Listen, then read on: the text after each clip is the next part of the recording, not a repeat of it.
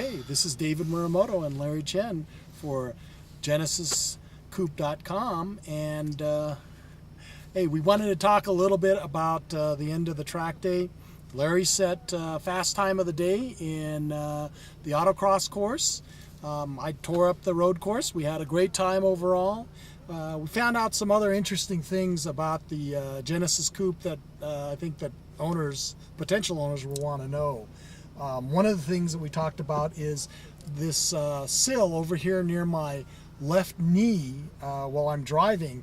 Under high G-force cornering loads, I noticed that my knee was pushing up against it on this side. There's no padding down here, either on the left or the right side. Larry and I both talked about the seats not being quite as supportive as we would like. Well, I mean, I'm 5'10" and a half.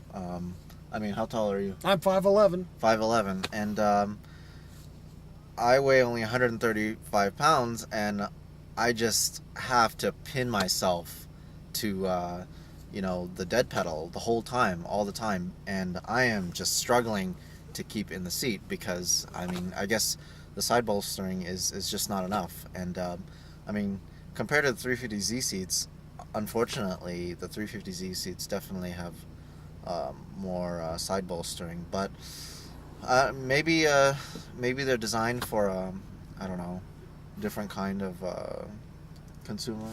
Well, and maybe here's the other thing, that I'm more like 210, so I've got a bigger upper body than Larry, but I had the same thing, that there is a dead pedal area that I can really brace myself with, but in high G cornering loads I am still pulling enough that my knee is actually a little sore from that day.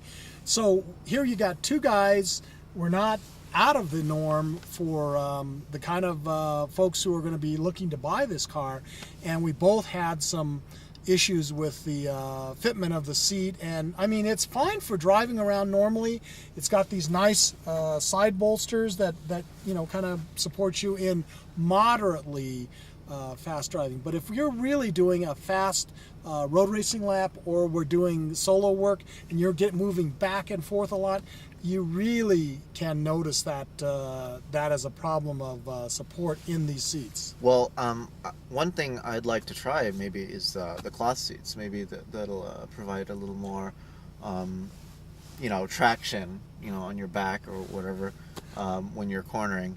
I mean, also another thing with the seat is the headrest.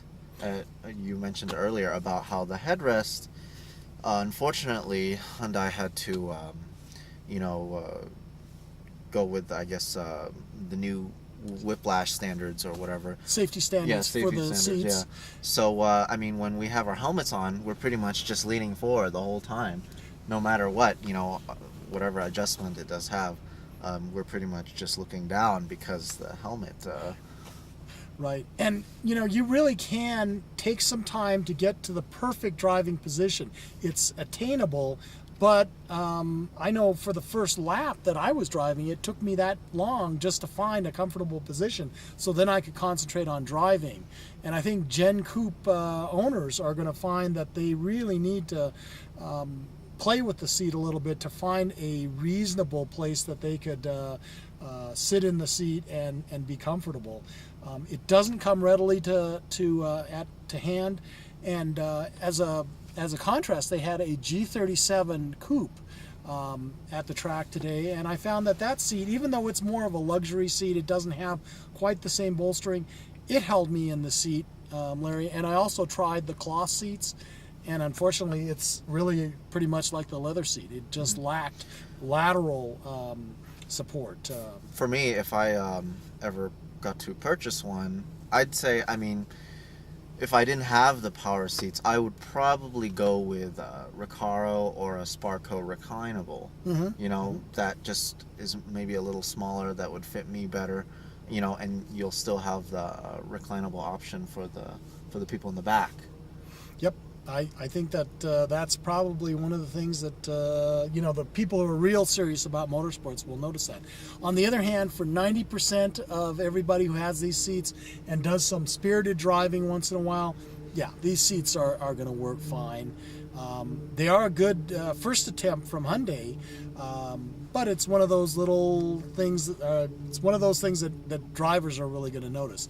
The other thing I want to move on to is the 3-point harness.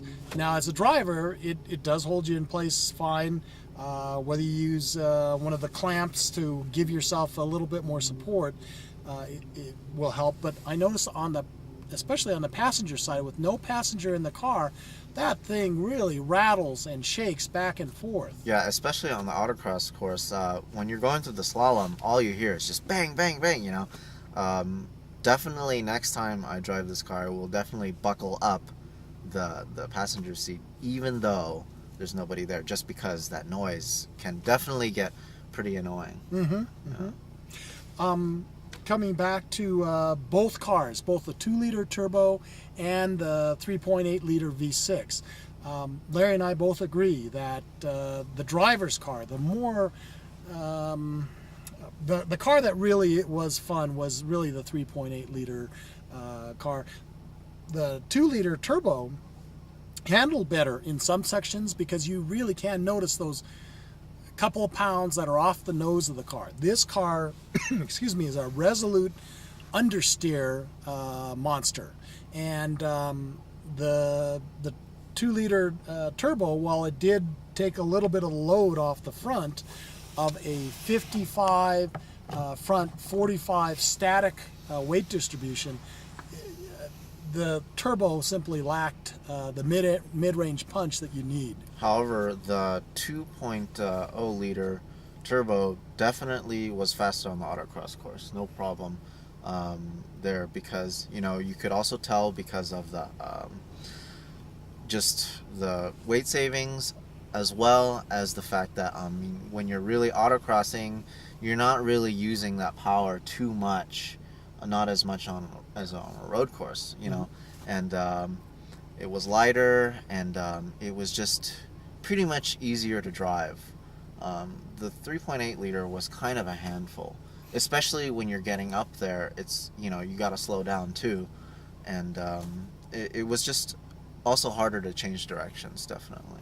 Well, and maybe that's a good point, is that this is a low pressure turbocharger on the 2-liter motor, so you really did not have to. In fact, I tried to get it up near red line to see if I got any more horsepower out of it. No, not really. Once you go beyond 4,500, you're on pretty full boost.